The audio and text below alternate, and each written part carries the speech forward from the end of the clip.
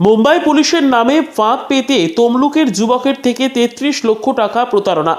মুম্বাই পুলিশের আধিকারিক পরিচয় দিয়ে সাইবার প্রতারণা। প্রায় ৩৩ লক্ষ টাকা খোয়া গিয়েছে তমলুকের পদুম বসানের আচার্যপাড়ার এক যুবকের নাম শুভজিৎ মিশ্র। একটি বেসরকারি সংস্থার কর্মী ওই যুবক। বিদেশে মাদক পাচার সহ আর্থিক নয়চয়ের সঙ্গে যুক্ত বলে ফোন করে ভয় দেখানো হয় তাকে। তদন্তের স্বার্থে নানান তথ্য জানতে চাওয়া হয় তার থেকে। মামলায় নাম জড়িয়ে যাওয়ার ভয়ে প্রাথমিকভাবে প্রতারকের দাবির সত্য মিথ্যা যাচাই না করে তিনি তাদের কথা মতো ব্যাংক অ্যাকাউন্ট সংক্রান্ত যাবতীয় তথ্য সহ মোবাইলে আসা ওটিপি দিয়ে বসেন। অভিযোগ, তারপরে কৌশলে প্রি অ্যাপ্রুভড লোনের ২০ লক্ষ টাকা এবং ফিক্সড ডিপোজিট সহ ব্যাংক অ্যাকাউন্ট থাকা ১৩,২২,৭০০ টাকা হাতিয়ে নেয় জালিয়াতরা। ঘটনার ব্যাপারে ৩রা ডিসেম্বর তমলুকের সাইবার ক্রাইম থানায় অভিযোগ দায়ের করেছেন প্রতারিত যুবক। ঘটনার তদন্ত শুরু হলেও এখনও পর্যন্ত জালিয়াতদের খোঁজ পায়নি পুলিশ। উদ্ধার হয়নি খোয়া যাওয়া টাকাও। ব্যুরো রিপোর্ট, দিনরাত স্টার নিউজ। ওটা আমার ভাইপোর অ্যাকাউন্ট থেকে মানে দুটো ট্রানজ্যাকশনের মাধ্যমে ফ্রডটা হয়েছে। আপনার ভাইপোর নাম? শুভজিৎ মিশ্র। উনি কি করেন? উনি হচ্ছে একটা কোম্পানিতে ইঞ্জিনিয়ার। কীভাবে ফ্রড হয়েছে, কবে হয়েছে? ফ্রড হয়েছে আপনার 30 তারিখ, 31 তারিখ, 30/12/2023 আর 31/12/2023, এই দুটো ডেটে হয়েছে। কীভাবে হয়েছে? 30/12-তে একটা অটোমেটেড কল আসে, যে কলে ওকে বলা হয় যে মুম্বাই কাস্টম থেকে ওরা ফোন করেছে, ওর নামে 250 গ্রাম একটা ড্রাগসের প্যাকেট ইরানে পার্সেল করা হচ্ছে, সেই ব্যাপারে ওরা জানার জন্য ফোন করেছিল। তো ও বললো যে না, এই ধরনের কোনো পার্সেল আমার যাচ্ছে না, বলে ফোনটা কেটে যায়। তারপরে সেম ডে, ওটা ছিল 30/12-তে দুপুর 3টের সময় আবার ফোন আসে, বলল যে আমরা মুম্বাই কাস্টম থেকেই বলছি, আপনার নামে এই পার্সেলটা ইরানে যাচ্ছে, তো এই ব্যাপারে মুম্বাই ডিজিপির সঙ্গে আপনি কথা বলুন, আমরা রিডাইরেক্ট করে দিচ্ছি মুম্বাই ডিজিপিকে।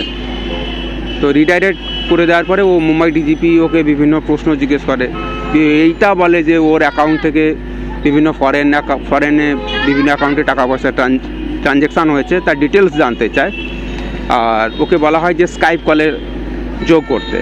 ও স্কাইপ কলে ওই দিন 30/12-তে যোগ দেয়। ওখানে 2 ঘন্টার ওপরে কথোপকথন চলে। সেই কথোপকথন চলাকালীন ওর অ্যাকাউন্ট থেকে 30/12-তে 13,22,700 টাকা সন্ধ্যা 6:55 বেরিয়ে যায়। ওনার অ্যাকাউন্টে ছিল? ওটা ওনার নিজস্ব টাকা ছিল। ওইটা যখন বেরিয়ে যায় তখন কি পুরো অ্যাকাউন্ট ব্যালেন্স জিরো হয়ে যায়, না আরও কিছু টাকা ছিল? সেই ব্যাপারটা আমি ঠিক বলতে পারবো না, ঠিক আছে, খুব সম্ভবত কিছু ছিল না। তারপরে ওই দিন রাত্রেবেলা আবার মুম্বাই ডিজিপি থেকে বলা হয় যে আন্ধেরি সাইবার ক্রাইম থেকে আপনাকে এনকোয়ারি করা হবে, আমরা ফোনটা ওদেরকে রিডাইরেক্ট করছি, ওরা আপনাকে হেল্প করবে, যে আপনার তো এই ব্যাপারটা নেই। তো ওখান থেকে যখন বিভিন্ন তথ্যগুলো জিজ্ঞেস করছিল, তো সেই সময় ওকে বলল যে আমাদের একটা অ্যাকাউন্টে 20 লক্ষ টাকা ভুলবশত আপনার অ্যাকাউন্টে ঢুকে গেছে, আপনি ওই টাকাটা ফেরত পাঠান।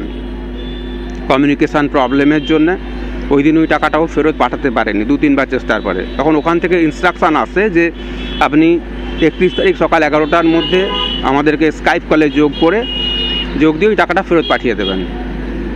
ও তখন ভাবলো যে ওর অ্যাকাউন্টে যা টাকা ছিল সব টাকাই তো চলে গেছে।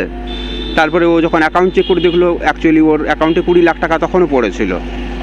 ও ভাবলো তাহলে সত্যিকারের ওটা হয়তো মুম্বাই সাইবার ক্রাইমের টাকা কোনো ভুলবশত চলে এসছে, বলে ও ওই টাকাটা পরের দিন সকাল 11টার সময় ওই স্কাইপ কলে যোগ করে ওদেরকে আবার ব্যাক করে দেয়।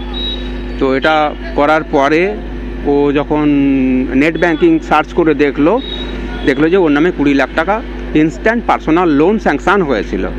ঘটনাটা এটাই। ইনস্ট্যান্ট পার্সোনাল লোন স্যাংশন হয় একটা ব্যাংকের, এটা আপনারা কি চোখে দেখছেন?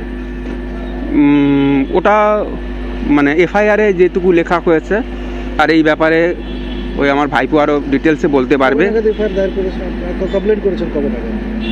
এফআইআরটা করা হয়েছে 3/1/2024 সকাল 8:55। এখন আপনারা কি চাইছেন?